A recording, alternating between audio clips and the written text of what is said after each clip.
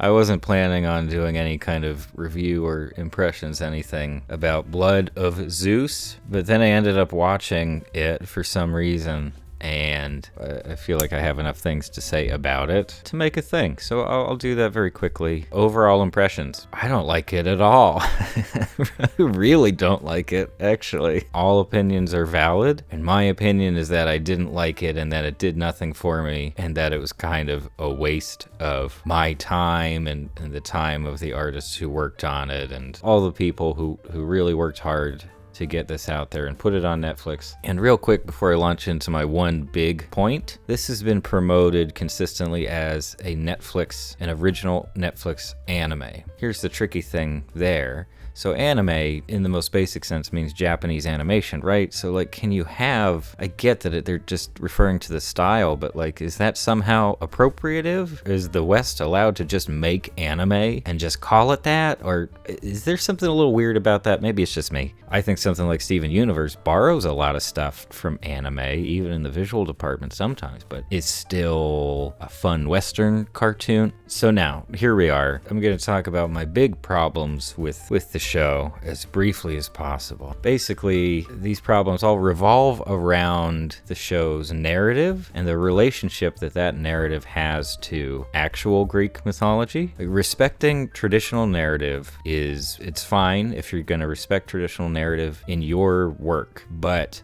duplicating that narrative or like a lot of aspects of that narrative tends to feel strange to me, and it doesn't usually work. And in this case, I feel like Blood of Zeus, instead of like, in my view, there are good and bad things about Greek mythology specifically. And in my view, Blood of Zeus brought along basically the worst parts of it. That's my big problem here. Okay, so for examples of like some good things about Greek mythology specifically, or a lot of mythology or folktales, all that kind of stuff. For one, they clearly there's cultural resonance. There's some inherent value there just in the fact that these stories are so old and that we've continued to use them and tell them to each other for so long that they're just part of who we are as human beings in a way. There's some kind of strength there. Even if you don't like the stories themselves, the fact that we all know them to some extent gives them some kind of inherent value. So that's okay. I'll call that a good thing about Greek mythology. Another good thing is that you tend to have really, really memorable imagery that ultimately speaks to human struggles, right? If I just say Greek mythology, chances are you can at least either bring some characters to mind or bring specific scenarios to mind. A lot of the imagery tends to be the climax of each story, which is almost always something like someone being cursed to forever be in a place or do a certain thing, or,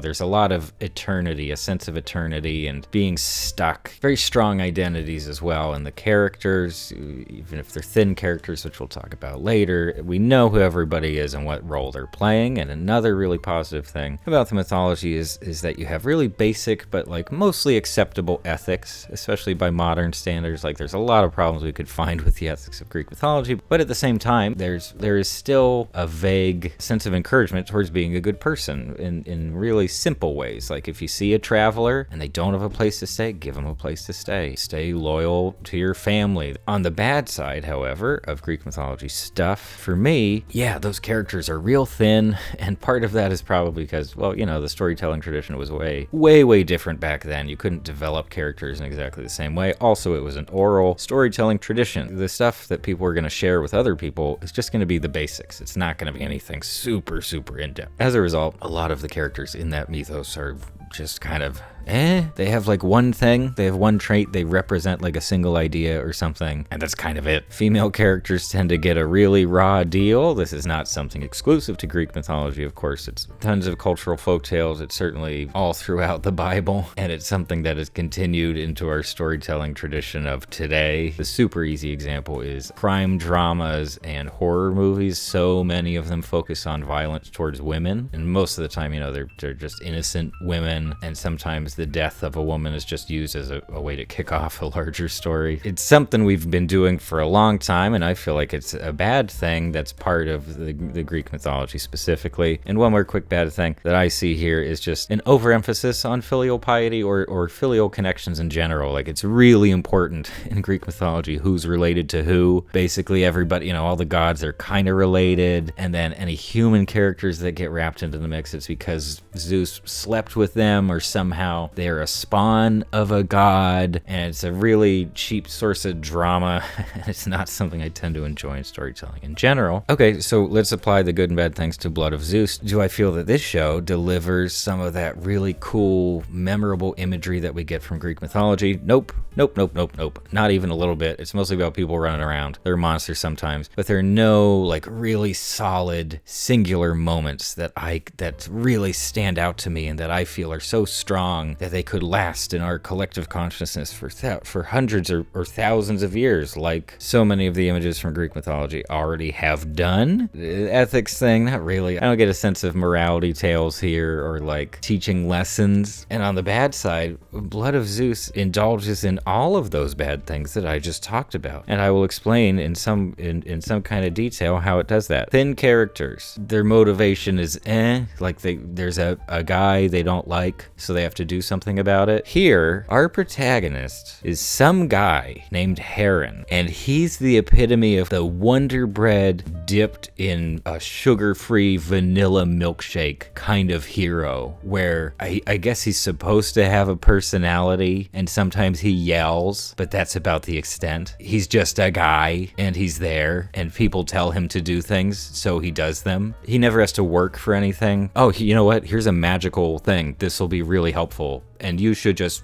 have it. Here you go. That happens so many times to him specifically. It's pretty great. It's just the worst way. And of course, the big one, and certainly something that carries through 100% from actual Greek mythology. He's our hero because he's related to Zeus, but tons of people are related to Zeus because he's real rapey, both in this show and in the myths. He just sleeps with people or rapes them in some sense. In this show specifically, he sleeps with Heron's mom, who has a name, but it's not that important because she's wafer thin as well and then dies. Zeus does this by disguising himself as her husband. So like, yeah, she kind of consented, but to sleeping with her husband, who she was married to and was her husband. So it's classic Zeus, but in a way that didn't need to be here in the modern day. We could have avoided that, I think. And what we're left with is just the blandest protagonist you can imagine. Even his face is nothing. Like there's nothing. There's nothing to latch onto. I would consider that bad character design personally. Most importantly, his motivations are people telling him to do things because he's supposed to do them, which is incredibly weak. And yeah, he doesn't earn anything at all. Like he's just there. He's just there, and he just happens to be good at stuff because he happens to be related to God, the big one. In fact, it actually reminded me of, this was something Dan Harmon was talking about. I don't know how you feel about him, but he was talking about working on, I think he was potentially working on one of the Kung Fu Panda movies, and then it didn't work out, so he stopped working on it. He said that one of his big problems was when a character is born destined to be the hero, that makes them the villain. That's entitlement. What's the challenge? Like if we always know that they're gonna win or that they're just automatically the good guy because of how they've been born, who cares? Superman is a real good example of that, or a lot of Harry Potter. I think a lot of the characters are weak, but just for now I'll mention that yes, the protagonist himself, who we're really supposed to be rooting for and we spend so much time with him, is nothing. He's the absence of character, and I have a problem with that. The next bad thing, female characters getting a raw deal in Greek mythology. Boy oh boy, do we have some of that. I already talked about Heron's mom basically being raped, and as a result, she is consistently called a whore, despite the fact that she didn't choose for any of this to happen, and also just like, I don't know, just sleeping with a guy doesn't seem to warrant that title to me. That's just me. Again, maybe it's just contemporary sensibilities. Both Heron's mom and Hera, which is Zeus's wife, they essentially spend their lives and this show paying for a bad thing that Zeus did, for which Zeus Zeus doesn't really lose anything at all. I have problems with the way that Hera gets essentially the entire planet involved in a marital dispute. And even when she gets her kind of comeuppance, it doesn't feel satisfying at all because, like, we're kind of sympathetic towards her. Like, she's not a great bad guy because she's fine. She's kind of just fine. Why is this her fault? Why is this her fault? Why does Heron's mom have to just die and also live a life in poverty because of something that she had no control over? You could argue that it's trying to stay true or accurate or authentic to Greek mythology in some sense by including this stuff, but like, you don't have to.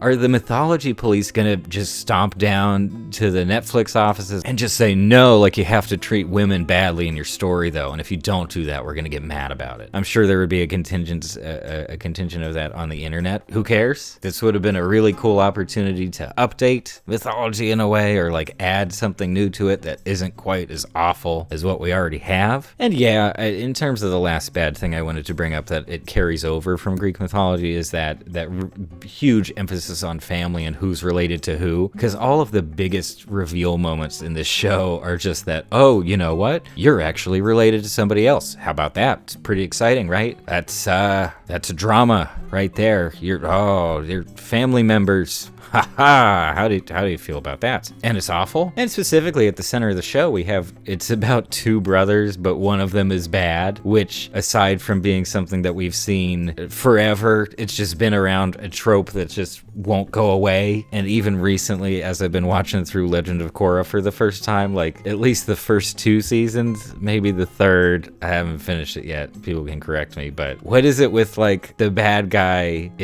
there were 2 brothers, but then one of them is bad? Like, why do they keep going back to that well? That's the big stuff. Now I'm just gonna complain about random things before this. Wow, this is long. Why is the dialogue so bad? Not only is it cliche, but it's bad. Even just for like modern day action stuff or like fantasy stuff. I was watching a lot of it with a friend, and there were way too many times where we just predicted the next line of dialogue because it's just super cliche and we've heard it a million times, and here it is again. Were they lacking writers? Were they lacking talented writers? Maybe that's the issue. And I don't really want to slam the visuals. They're fine. I'm sure on a technical level, it's moderately impressive to just do something that looks exactly like an anime but isn't at all. The thing with a lot of good anime is that it still has its own visual style and voice, and they do creative things with it, and maybe that's part of why people like those shows. This does nothing new in my eyes. Visually, it's fine. It's fine. One of the big bad guys has a helmet that looks like Kuzco's headpiece from Emperor's New Groove, and it threw me off.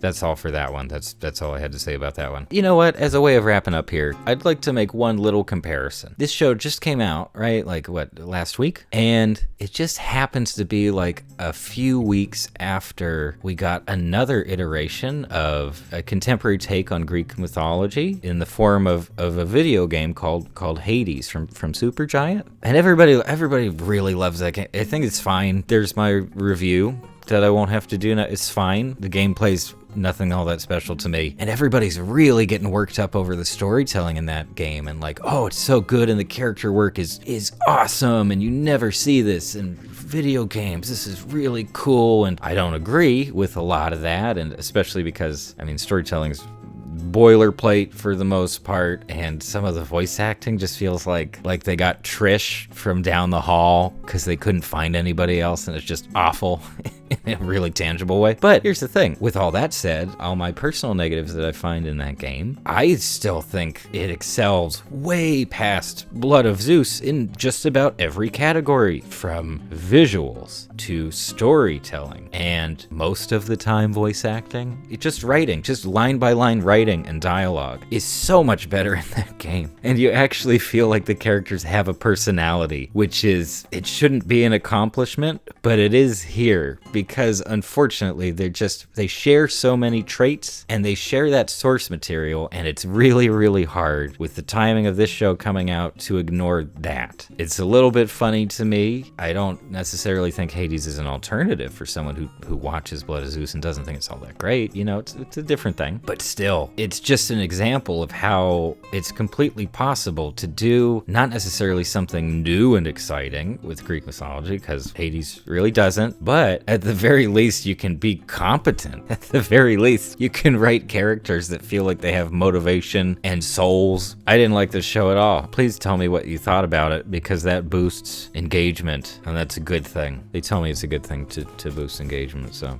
we're gonna do that. Thanks for stopping in. I really appreciate it. I'm sorry if I sounded a little bit angry in this one. I'm not trying to be yet another angry internet guy, but and that's also what happens when you don't write a script and you just kind of talk into a microphone on the couch. I have another big thing coming up soon. I hope it's a video I've been working on, and I'd like to make it nice. So if you're at all interested in the stuff I do for our little group of folks here, keep an eye out for it. And I hope you are doing really well, because it's a tricky time, isn't it? Oh boy. All right, later.